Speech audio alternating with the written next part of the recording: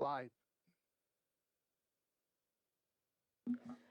Good morning and welcome to General Finance for April 7th, 2025. Let's do the attendance roll. Go ahead. Amos Key Jr.,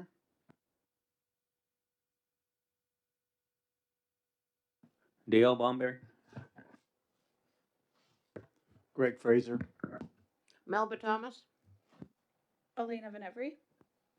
And also I have Dean Hill, who's on virtually. Audrey Paulus Bunbury is off on medical leave.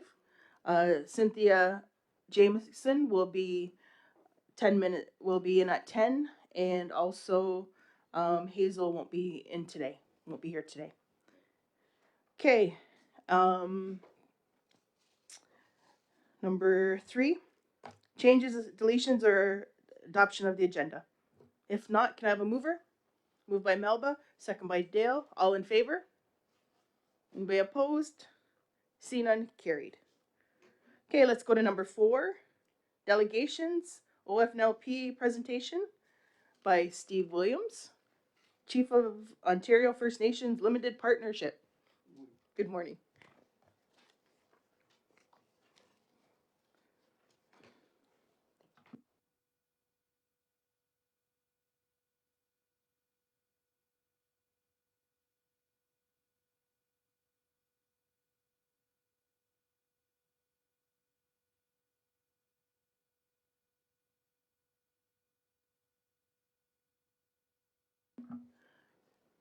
Good morning and welcome. Just have to push the button. There you go. Okay, the floor is yours, Steve. I wanted to bring Alicia Anderson in with me. She's the new general manager for OFNLP. Randy's retired, or retiring, I guess. He's not quite gone yet. Um, so she's a very smart woman, so I feel very comfortable working with us. Okay, this is basically a presentation to you on OFNLP. We've been in existence since 2020. One question: do you have this? Do you have it on a stick or anything to show the community, or no? No, I didn't. I didn't bring one. You Sorry. didn't bring one? Okay. All right. I didn't know it was going to be an open meeting. I thought it was just council. Oh, okay. Go ahead. Okay. All right. Basically, the first one is just tells you about all of the like the gaming revenue sharing financial agreement, yearly revenue, non-gaming revenue, NGR is called, new lottery schemes, NLS, iGaming, audit compliance, and OFNLP staff update. So the gaming revenue sharing and financial agreement, the GRSFA, was signed in February 19, 2008. That's what that gave us the 101.7% of gross revenue from all the provinces gaming for 131 First Nations who are in compliance. There's a number of them aren't. First Nation partners started receiving 1.7% of the gross revenue in Ontario Lottery and Gaming Corporation, OLG, April 2011, because we still had the Casino Rama agreement up to that point from 2008 to 2011. So 1.7 is based on the adjustment OLG gross revenues from the previous year. So what they did last year is what we get this year. So when the COVID hit, the province was losing money, but we still got the full amount because we were based on the year before. So we didn't take quite the hit that everyone else did. The 2024 annual gross revenue is $9,793,000,000. That's what it's based on. So 1.7% is 166 million. And then, of course, the MRSP is 13 million. So you look at, you go from the 21, 22 was 7 billion, 23, 24 is 9.5, and this 9.7. So it keeps going up every year. So obviously the money keeps going up as well.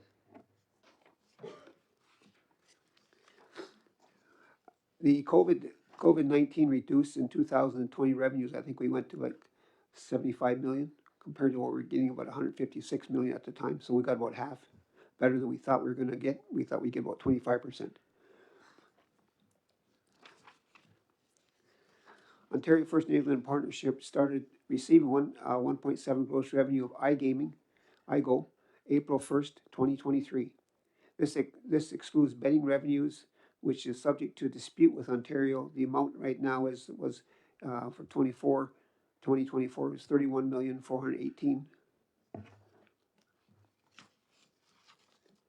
and that's been distributed to First Nations that are in compliant. So, Six Nations yearly revenue from 2012 to 2024, Six Nations received 115,910,401. So 115 million you guys received from when we first started.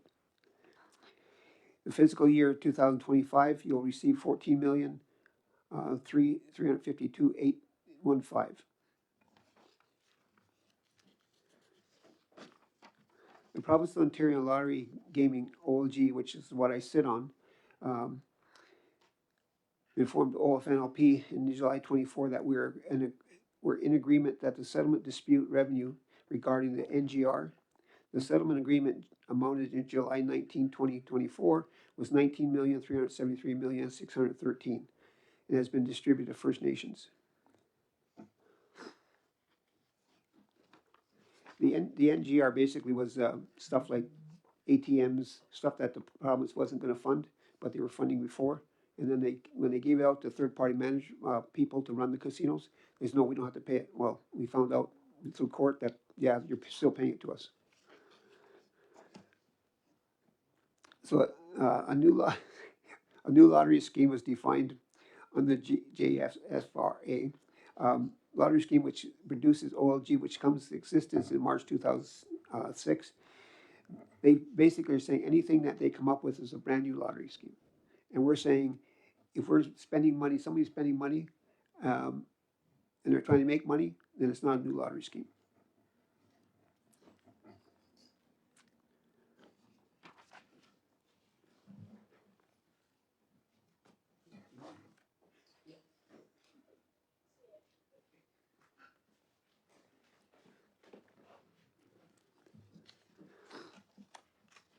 We should have these pages.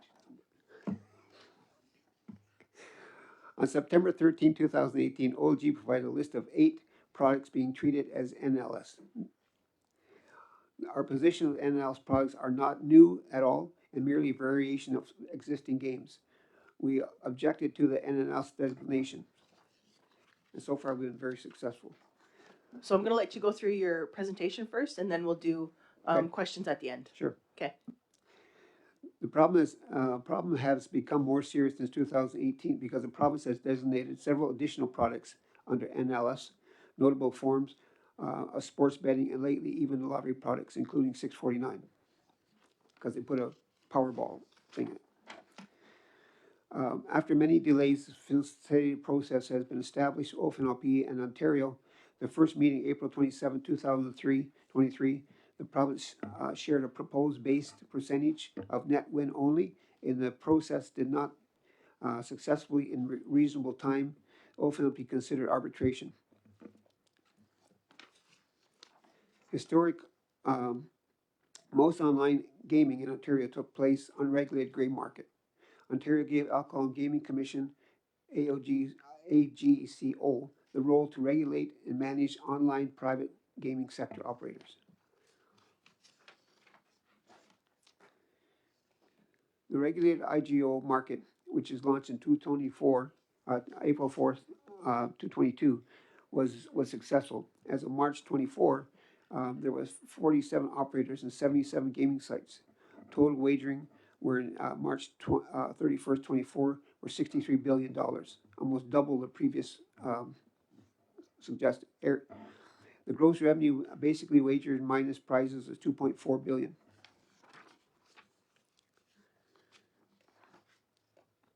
The OFNLP board position is that any gaming and non-gaming revenue generated by the regulated online operator must be subject to the 1.7%. The province accepted in general terms that GRSFA sharing will apply to the iGaming revenue. However, we disagreed in whether how some of the revenue, notably sports and novelty betting, should be recognized as net or gross basis. It was the first distribution of MRSP from IGO revenue was April 14th. This was based only on undisputed revenues, mostly casino gambling opposed to betting. OFNLP is seeking a lump sum of 1.7 payment from IGO gaming activities ending March 31st, 2023. From IGO will be ongoing to remain compliant and receive distributions. First Nation Limited Partnership must submit their audit financial reports by July 31st of each year. IGO discussion has been on hold pending the NLS facilitated process as its issues is dispute over revenue recognition in sports novelty betting is very significant, estimated that the range is $100 million per year. This dispute likely go on for arbitration. It's important to submit compliant audits in a timely manner. Audit compliance has come under scrutiny during the gross number of First Nations that have not submitted audits. OFNLP automatically suspended distributions of MRSP if you have not submitted your complete audit by July 31st. Some of the First Nations may have required to enter in a third-party management agreement. The First Nation could face permanent forfeiture if the funds, in the case long-term, are non-compliant. So as of July 15, 2025, 74 First Nations have not submitted an audit for 23-24, 31 for 22-23, and 26 from 21-22, and 4 from 2020 to 2021. So that's quite a few audits. If not received by July 31st, we'll receive notice of concern for non-compliant, which can lead to forfeiture. Growing problems over the audit non-compliance negotiation consequences. OFNLP is holding over $100 million that should be invested in the communities. They have until just July to get it in, or they could lose all of their money. They've been given over 2 years to comply. First Nation that when they permanently lose their money, that'll be number 2. Number 3 is the province may start questioning capacity of First Nation to administer this agreement and consider province controlled or alternative. So they're talking to us now about, how can you, well, I'll get into that a little later. OFNLP will be in a risky position if the GRSFA renewal negotiation starts in 2031. The amended long-term non-compliance policies was implemented in April 2024, which confirmed the procedure leading to permanent losing of your money. 2028 held a successful webinar with several First Nation chiefs, auditors, and numerous financial officials last week. And Alicia can talk about that one. OFNLP 2008 audit statement is simply a 2-page document. It does not have to be done at the same time as your comprehensive ISC audit. Please advise other staff and auditors on this file. Good afternoon, Dean.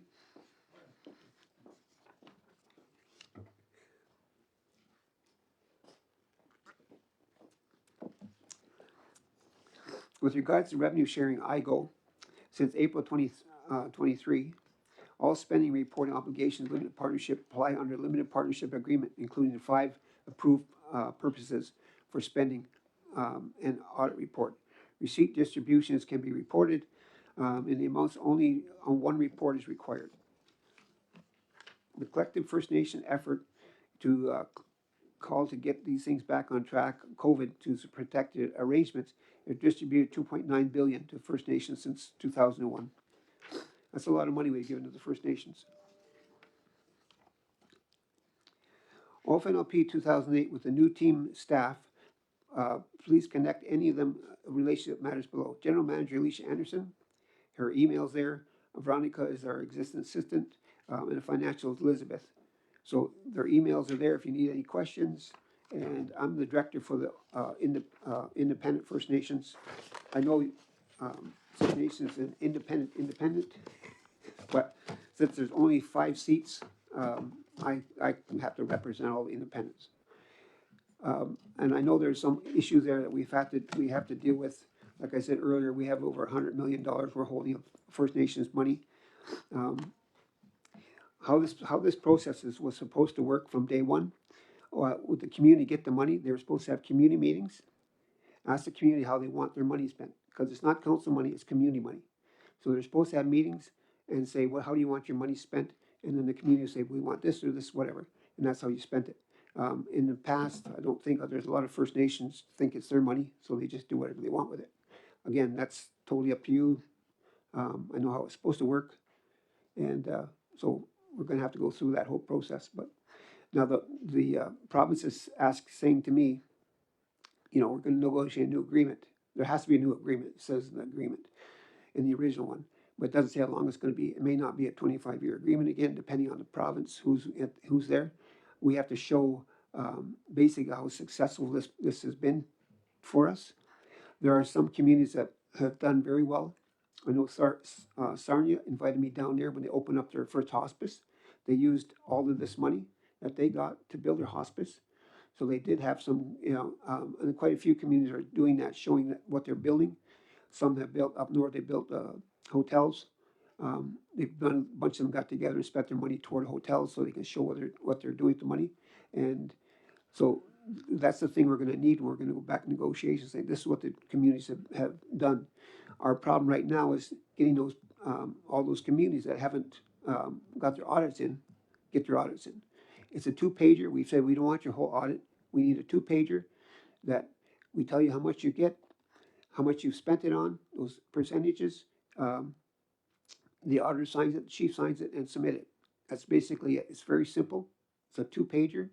It's not that difficult. We've tried to explain that to a number of chiefs and their financial people. And that's why Alicia's had these meetings with them to go through that process. And I think we've hopefully got quite a few online are starting to follow that line. So I know I'll turn it over to Alicia if you just want to say anything about that audit meetings. Yours ain't on. I can't turn this. You have to speak up. Closer. Okay. A few weeks ago, we had a online webinar regarding the reporting requirements and audit compliance for First Nations, and Six Nations was a part of the webinar that took place. So hopefully the information got shared back to the relevant parties that are required. Right now, Six Nations is in compliance up to date as of March 31st, 2025. We'll await your audit report coming July for this year to resume the distribution amounts of the MRSP and the IGO amounts. It was discussed at that point in time during the webinar what the process is. As Steve indicated, it is a very simplified process. A lot of the First Nations think that they have to wait until the full consolidated audit is complete in order to do this. This is a special report that can be completed by the auditors as long as the revenue and expenditures are outlined. With that too, we provide all the templates. It's kind of like a fill in the blank sort of report that is done. And it just consists of the independent auditor's report, the schedule 9.1, and the notes to the schedule. Under the 5 approved distribution areas. And those distribution areas I explained in the webinar a few weeks ago indicates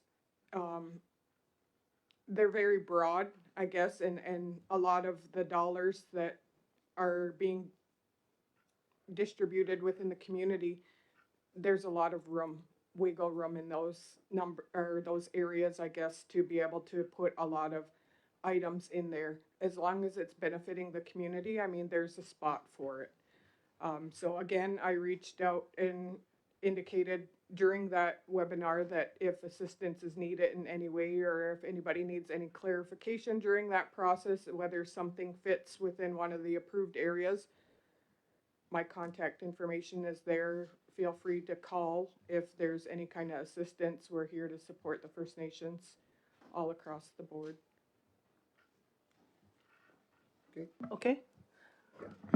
Go ahead. Any questions? Okay. Thank you, Steve and Alicia. Questions or comments? Go ahead, Dale. Uh, I know when you were referencing about the non-compliance and looking at the negotiation, have you, or Alicia, I guess I don't know if that was shared with the chiefs of Ontario and the implications of not being non-compliant? Yes. So, I mean, it has an impact on all the First Nations if they don't, so. Right. So I don't know, Chief, that's something you can share with the regional chief about speaking to the rest of the communities in relation to it, because it's gonna impact us if they're gonna have.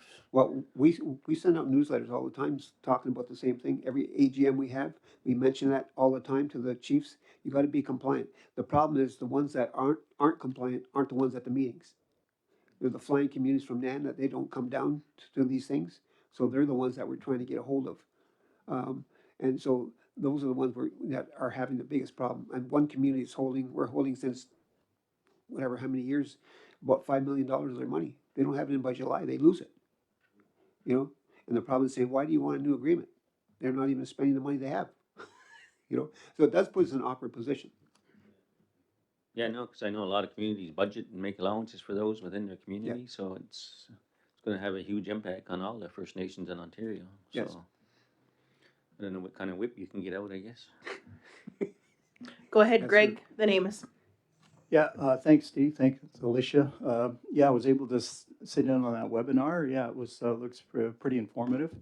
Thank you for that. A couple of things. I had the opportunity to attend some of the meetings, Steve, and talk to some of the other First Nations on some of these problems of why the same questions keep coming up when you speak to them. Of course, being non-compliant with the reporting. Yeah, you're right. There's a lot that weren't there. The other thing too is that they were asking about that they should have funding for the audit themselves. That it should be included in the agreement. The other thing too, they were concerned about the 1.7% being too low. That it's based on, even if it is based on population, it should be based on need, because our needs are greater than, as you know, that non-First Nation communities get. For example, and this is not part of the agreement, but for example, the Brantford Casino, they get more than we do. You know, we get 4.5, and that's a separate agreement, but they get close to six million a year. So yeah, that's another issue. Is that, and then the other thing is that there was questions of you know, why they should be under the thumb of the province in terms of that. And there are 4 or 5 categories that they thought that they had to stay within, and then not knowing that they could sort of have some flexibility, so that they didn't like that too much. The other thing too is OLG. There was a lot of complaints about OLG being always having to fight, even though all gaming revenues should be gross, but they're net, right? And that's a big argument that they've always had. The other thing too is that the non-gaming revenues are never included. It always seems to be a fight, and you know, Steve, there's a constant fight between in getting the gaming revenues that they thought they were going to get in the agreement, whether it is the new lottery schemes. Sometimes they try to, it's like a concerted effort from the province to exclude First Nations from any new gaming initiatives that they have. For example, again, with their bingos, and compare their bingo to our bingo, they allow class 2 machines in their bingo, and of course we give out our own license. We know that they classified their bingos as charity, so again they're trying not to keep that money away from First Nations. But don't you find that there isn't just a constant ongoing fight with the ACGO about new getting the proper gross revenues rather than net? And the fact that that we should negotiate when coming, I guess, into 2020, 2031, that percentage should change. Greg, we are going to be operating on that presumption as well. That we want a different agreement, more percentage. OLG doesn't deal with bingo. They've left it totally, took it off the table. They said that's a First Nation issue. If they want to deal bingo, they can deal bingo.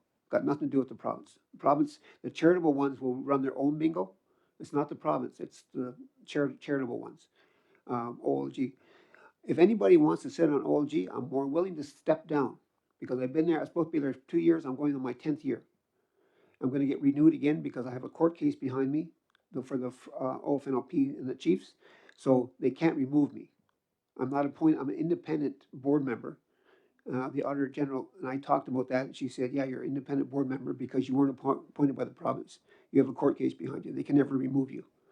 So if anybody wants to become a OLG board member, I'm more than happy to step down. You can't gamble in Ontario. You can't buy a lottery ticket in Ontario. So I go to the States a lot. But, so I understand what you're saying, Greg, and there's a lot of issues there that we have to deal with. We're fighting them all the time on this stuff, especially IGO and the new lottery schemes they keep coming up with. You know, 649 wasn't a bad game before, then they put this stupid ball in this other ball, and they say it's a new game. Well, it's not a new game. You added something to it. It's still the same games. So that's what we keep arguing about. So overall, you know, we do have to negotiate something starting, I think it's before 31, actually, or 5 years before the 2033 when it runs out. Under the old Casino Ramo agreement, the communities were getting between probably 25 to $50 million a year. First year we got to over 100 million. So it's a better deal for everyone in Ontario compared to the Casino Ramo money, because Casino Ramo we got net. So after the province paid everybody, then we got whatever's left over. This is gross. So I think we've done a lot better on that process. I mean, you guys got 115 million over since we started, so that hasn't been too bad. I hope you've done something well with it. That was so. So Greg, I understand what you're saying, and the board has considered all of these factors into this. Myself, or I mean, I may not be there by then to negotiate a new agreement because I'm getting up there in age, as everybody knows. So I'd like to be able to retire. Um, I'm probably going to take more time off this year because of passing my wife. Um, I can't just sit at home and look at walls anymore. So I've got to get out and do something. So that's basically where I am, and I am very thankful that Alicia's there and our new staff at the office because they can do a fantastic job, and they are so far. Hope I answered some of your questions. Follow up? Yeah, thanks, Chief. Yeah, thanks for that, Steve. Yeah, because what I'm seeing is what we've seen in the last few years is that, you know, they're allowed to add new gaming and new gaming revenues to whoever they want to do. And then, of course, under this agreement being punitive and restrictive, that we're not allowed, otherwise we get our money cut off, right? So what I was thinking is that we should be allowed, and we've got all these other agreements, like whether it's Constitution, Section 35, whether it's, you know, UNDRIP, whether it's all those calls to action, reconciliation, is always talking about economic development in our jurisdiction over gaming. And yet we still were under bingo, right? And then we should be allowed, and I think it should be fair, that we should be allowed to initiate some of our own other gaming schemes as well. And we don't, including iGaming, iBingo, and all of those things. And whether it is class 2 machines so that we become equivalent to the provincial bingo, because they're all in the provincial bingos. And of course, we give out our own license, and they've let us do that over gaming. And I think that it should be, I would see separate from this agreement, that we should be able to initiate some of our own gaming operations. So that's just the point that I kind of wanted to make, is that, you know, they're allowed to do things and we're not. And I think that's something that we should address. Thank you. Greg, we've had this discussion before a number of times. I know you want your own casino. I know you guys gone traveling across the states to try to look at this. Again, I told you before, and I think Mike Sherry was here once and told you guys, you're going to get about a 2-year chance to be able to do this. If you keep things quiet, you might get a year before the province says, all right, take their money, because they're doing something illegal. If you keep going to the, you know, these, and putting it on Facebook that you're here, we're going to put our own casino in, you're not keeping it very quiet. The province is going to grab that sooner than later. And they're going to say, if Six Nations is going to do this, they're going to be watching you. That's what I'm trying to say. If you're going to do something, do it quietly. Otherwise, you're going to get caught earlier. So you may not get your 2 years of operation. But you got to have everything in place if you're going to do it first, before you even do the announcements. So you can't, you know, it's nice to say, oh yeah, I went someplace in the States and we went to a gaming conference, we talked to whoever, right? And I noticed former Chief Mark Hill is now chairman of the Gaming Commission, and he's out wherever saying, you know, we're going to do a casino, we're going to do this. Well, that's the first thing's a mistake. First, the Gaming Commission was only supposed to originally do licenses for bingos. They weren't supposed to start looking at casinos. That's not their role. Again, that's up to the community to do that. And I think you, like I said, Greg, you're gonna have to keep these things quiet if you want to get to this process. Otherwise, you're gonna do it. The province already knows you're gonna do it, and you're gonna be in trouble right away. And then they're gonna cut you off, or have us cut you off. Follow up, then Yeah. Amos. Yeah, thank you for that. First of all, you brought it up, I didn't. Second of all, I think that we're looking to enhance our gaming operations. I don't mention the C word, so I don't think I don't think it's fair that you brought it up, but it's the fact that we're looking for other avenues for revenue. And I also think that we should be able to exercise our jurisdiction, whether we go in that direction or not. And it's up again, it'll be up to the community. As you know, we have deficits in every department. You know that. You've been a former leader. We know that we run, and we have to use OFNLP dollars sometimes to circumvent those losses and sometimes those deficits. So that it's almost as if the amount of money that you're getting there, 110, it was about 100, it's about 115 million over 10 years. So that's about 11.5 million a year. It's almost, to me, it seems like it's hush money. It's hush money. It's just keep us quiet. But it doesn't allow us to advance. It doesn't allow us to cover all of the expenses and the needs that we need. You know, we got elders' needs. We got Jordan's principal needs. We're always backtracking, paying bills, right? That we're circumventing some of the money that we could use for further future economic development by paying bills. So that's what I'm thinking. That's what I'm saying is that we should be able to have the opportunity to enhance our gaming operations so that we can supply the proper funding, okay, that will actually go against the gaps that are present from the federal and provincial government. That's all I wanted to say, Steve. I agree, I agree, Greg, and I think, you do have that jurisdiction. You have that right to do that. We agree. Amos? Yeah, I just was wondering, is it distributed to the communities by per cap?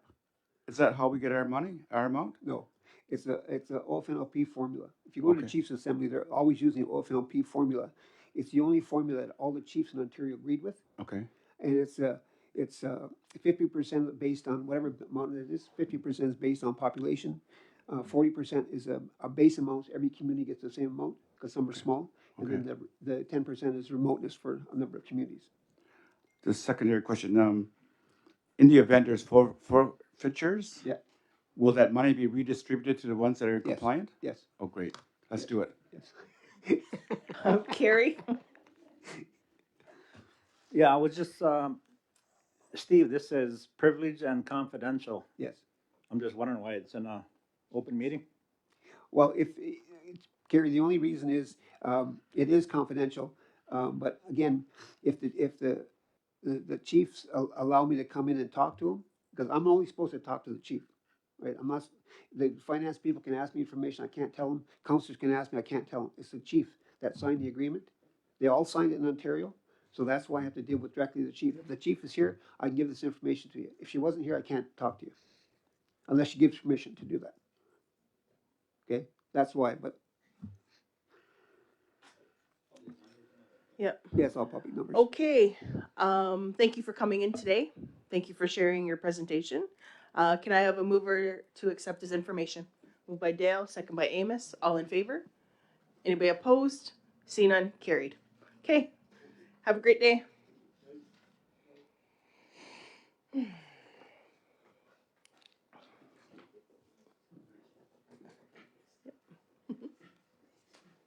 So let's go to number 5, adoption of the general finance minutes for March 17th, 2025. Is there a mover? Moved by Dale, seconder. Second by Greg. All in favor? Anybody opposed? See none, carried. Let's go to number 6, senior support hub lease agreement.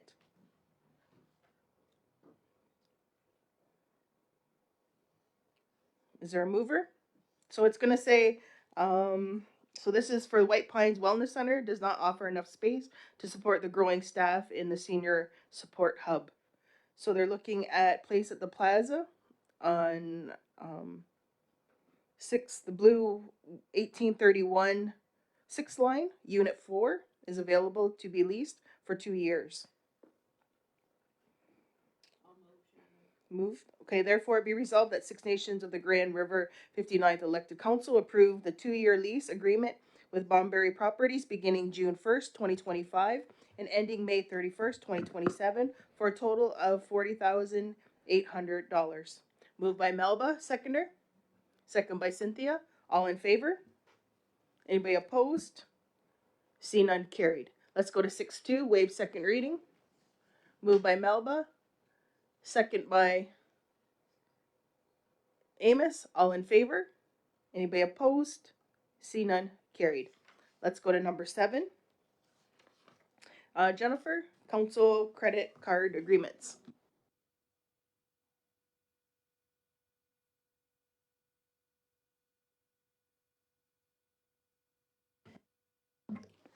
Thank you, Chief.